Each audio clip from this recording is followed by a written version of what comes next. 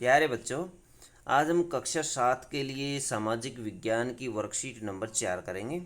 Worksheet number 4 भूगोल की worksheet है बच्चों। आज इसमें देखेंगे बच्चों, अक्षांश और देशांतर रेखाओं के बारे में जानेंगे हम। ग्रिड के बारे में भी जानेंगे। पिछले वर्कशीट के अंदर हमने पिछली दो वर्कशीट की थी, उनके अंदर हमने महाद्वीपों और महासागरों के बारे में जाना था। देशों, महाद्वीपों और महासागरों के अलावा कुछ आड़ी तिरछी रेखाएं भी ग्लोब और मानचित्र में मौजूद होती हैं। आज इनके बारे में हम जानेंगे। तो बच्चों, क्या आपने कभी सोचा ऐसा क्यों किया गया है, जबकि पृथ्वी पर वास्तव में ऐसी कोई रेखाएं खींची नहीं हैं? ये जो रेखाएं होती है ग्लोब और मानचित्रों में खींची गई हैं, अक्षांश और देशांतर रेखाएं, और ये ग्रिड। वास्तव में पृथ्वी पर ऐसी रेखाएं नहीं होती। पृथ्वी को समझने के लिए कुछ काल्पनिक संदर्भ रेखाएं, अक्षांश और देशांतर रेखाओं को खींचा गया अथवा माना गया। आइए इनके बारे में जानते हैं। ये एक अक्षांश रेखाएं आप देख रहे हैं, ये ऐसे गोलाकार रूप में होती हैं ऐसे, जबकि देशांतर ऊपर से नीचे होती है। और इन दोनों को मिलाकर के बनने वाला एक जाल होता है, उसको ग्रिड कहा जाता है। तो बच्चों, अक्षांश रेखाएं क्या होती हैं, देशांतर रेखाएं क्या होती हैं, इनके बारे में जानेंगे। विषुवत वृत्त से ध्रुवों पर स्थित सभी समानांतर वृत्तों को अक्षांश कहा जाता है। वृत्त बनाते ही ऐसे वृत्त होते हैं, तो इन वृत्तों को ही अक्षांश कहा जाता है।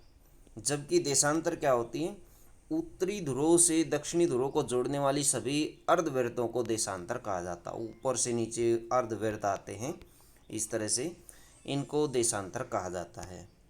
सबसे बड़ा अक्षांश विषुवत वृत्त 0 डिग्री पृथ्वी को उत्तरी गोलार्ध और दक्षिणी गोलार्ध में विभाजित कर देता है। बच्चों, विषुवत वृत्त देख रहे हैं आप, ये विषुवत वृत्त है, ये इसको उत्तरी गोलार्ध में और दक्षिणी गोलार्ध में विभाजित कर देता है। दो गोलार्धों में अथवा दो गोलों में विभाजित कर देता है। प्रमुख यामोत्तर 0 डिग्री पृथ्वी को पूर्वी गोलार्ध और पश्चिमी गोलार्ध में विभाजित कर देता है। अब ये पूर्वी और पश्चिमी गोलार्ध है बच्चों, ये था उत्तरी और दक्षिणी, और ये है पूर्वी और पश्चिमी। बीच में से जो इधर पूर्वी है और इस तरफ पश्चिमी गोलार्ध। तो बच्चों, प्रमुख यामोत्तर 0 डिग्री, प्रमुख यामोत्तर 0 डिग्री, यहाँ से ये देख रहे हैं 0 डिग्री, ये 0 डिग्री प्रमुख यामोत्तर है। जो पूर्वी गोलार्ध, ये पूर्वी है इस तरफ वाला, और इस तरफ वाला ये पश्चिमी गोलार्ध है। तो इस तरह से ये डिवाइड कर देता है, विभाजित कर देता है। अक्षांश समानांतर होते हैं, एक दूसरे से कभी नहीं मिलते हैं। देखिए, ये समानांतर होते हैं, जबकि देशांतर समानांतर नहीं होते, ये ध्रुवों पर मिलते हैं। ये ध्रुवों पर जा कर के सारी की सारी रेखाएं इस तरह से मिल जाती है बच्चों। उसके बाद है अक्षांश का उपयोग ताप कटिबंध के निर्धारण में होता है। अक्षांश का उपयोग कहाँ होता है? ताप कटिबंध के निर्धारण में किया जाता है। जबकि देशांतरों का प्रयोग यामोत्तर के सापेक्ष स्थानीय समय को निर्धारित करने में किया जाता है। समय निर्धारण में देशांतरों का प्रयोग किया जाता है। ग्रिड, अक्षांश और देशांतर रेखाओं के बने जाल को ग्रिड कहते हैं। इसका उपयोग किसी स्थान की वास्तविक स्थिति को जानने के लिए किया जाता है। GMT Greenwich mean time, Greenwich great Britain में स्थित है। इसका मान 0 डिग्री देशांतर है। इसके आधार पर विश्व में समय का आकलन किया जाता है। तो बच्चों, ग्रीनविच जो है वो इंग्लैंड में स्थित है, ब्रिटेन के अंदर स्थित है, जो 0 डिग्री देशांतर पर स्थित है, और विश्व में समय का आकलन वहीं से निर्धारण किया जाता है। भारत में 82 डिग्री 30 मिनट पूर्व देशांतर को भारत का मानक यामोत्तर माना गया है। IST इंडियन स्टैंडर्ड टाइम भारतीय मानक समय ग्रीनविच मीन टाइम से 5 घंटे 30 मिनट आगे है। ग्रीनविच से 5 घंटे 30 मिनट आगे हमारे देश का समय है। गतिविधि देखिए बच्चों, दिए हुए चित्र को ध्यानपूर्वक देखें। सभी महत्वपूर्ण अक्षांश और ताप कटिबंध को सूचीबद्ध करें।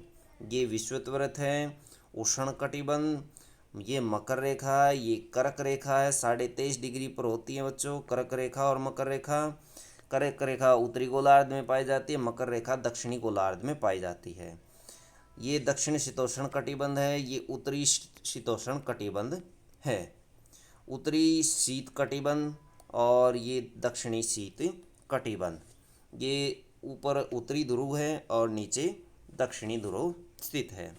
गतिविधि 2 पता लगाएं कि अगर भारत में दोपहर के 2 बज रहे हैं तो ग्रीनविच में उस समय क्या बज रहा होगा। तो बच्चों, अगर भारत में 2 बज रहे हैं तो हमारा जो समय है वो 5 घंटे 30 मिनट आगे है, तो इसमें से 5 घंटे 30 मिनट कम चले जाइए।